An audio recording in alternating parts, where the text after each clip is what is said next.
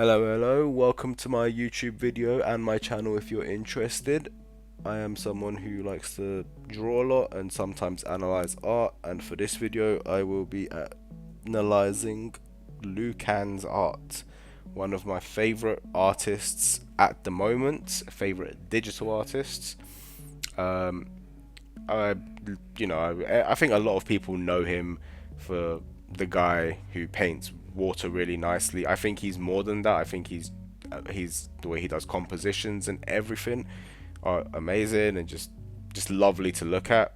But for this video, I mainly just wanted to analyze how he paints water and how you can sort of implement the way, or at least learn from how he paints and put it into your own art if you like to paint water as well. There's more to his art, there's more I can analyze about it, but for this video it's mainly just the water that I'm interested in. There's other effects, but water. The theme today is water. So I've been meaning to actually do a video on Kan's art for a long time. I was working on one a few months ago, around a year ago, but I just didn't get around to doing it because I wasn't really that interested on pursuing YouTube. I'm still not 100% sure where I want to go with it, but I did a video of me analyzing Rembert Montal's art around a year or two ago, and it did surprisingly really well. Like 2,800 views to this date is good for someone like me. So I do enjoy analyzing other artists to a certain extent. I don't want this whole channel to be like, oh look at what, let me analyze this artist, let me analyze this artist. Because something I like to do with art in general is I like to pick off little things I like about every artwork or every artist that I come across. So that's kind of like my whole thing. I like to take what I like from other artists and implement it into my art a few times. I'll show you some of my illustrations here where I utilized my understanding of water, which I got from studying Kan's art. And yeah, and I think it's a really good way to grow as an artist when you're analyzing what someone else does and trying to understand how they did it and implement it into your own work. That's how style develops and changes over time. At first I was thinking of really explaining the science behind how water refracts and reflects light or whatever, but I just thought that's just a bit too confusing. I did research into it, but I don't think it is very important to understand that when it comes to just painting water. I think you just gotta really just keep it simplified, and there are two main things that I have found researching water and researching Kan's art that is important to painting water, and that would be, the first one is highlights and the second is shape. There is more stuff when it comes to painting water. I'm trying to simplify it as much as I can because it's not very confusing once you really understand how it functions. But value shifts are also very important. You have a lot of dramatic shifts from light to dark, and there's also a lot of, most of the time it's hard shapes. You wouldn't really find many soft transitions, at least in Kan's art, the way he paints water. Maybe there's other artists that have different ways of painting water, but the way Kan does it, the water is mainly just hard shapes. And what I personally think that is the most important thing when it comes to painting water. Now you gotta have all the other things in mind as you do this, but to me, the actual shape of the water and what's inside of the shape of the water needs to follow the flow of the shape itself.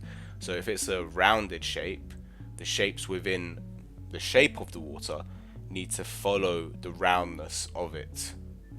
And I will try to give a good example of this.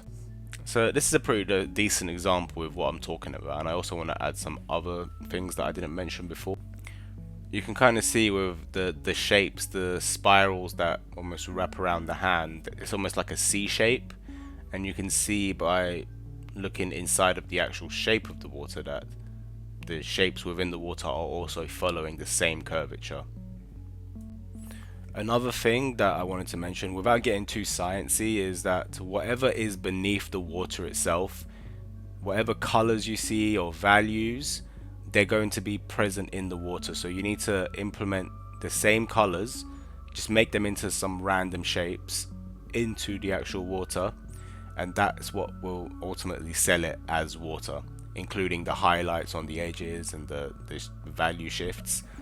And yeah, I didn't want to get too sciencey behind that, but it's just something to keep in mind, that you want to grab, that you just use the color pick tool, grab what color is underneath it, and just paint it in the shapes of the water.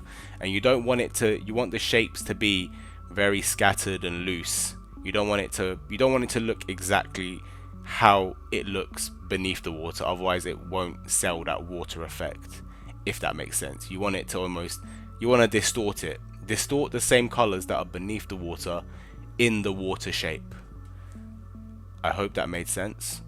Please ask any questions if you're confused. I will try to explain it as best as I can. I hope you enjoyed the video and the painting in the background that I did. That was pretty much inspired by the way Liu Kan paints. Obviously with my one it was a bit more of a darker background, and that's kind of just fits the theme of my art in general. I tend to use darker backgrounds a lot, and I kind of want to, you know, come out of my comfort zone a little bit and start doing a bit more lighter backgrounds. I don't know why, it's just I just feel like it worked with my art style. But yeah,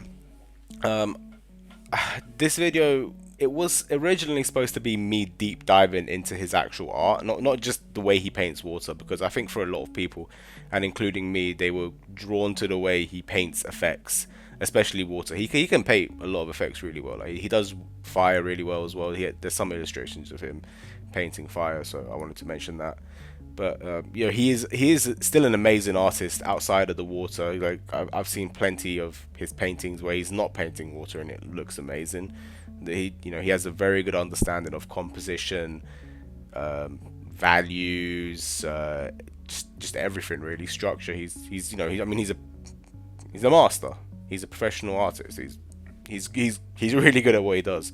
But I just wanted to, you know, talk about how and sort of analyze how he paints water, because it's just something I'm interested in, and I want to make videos of things I'm interested in.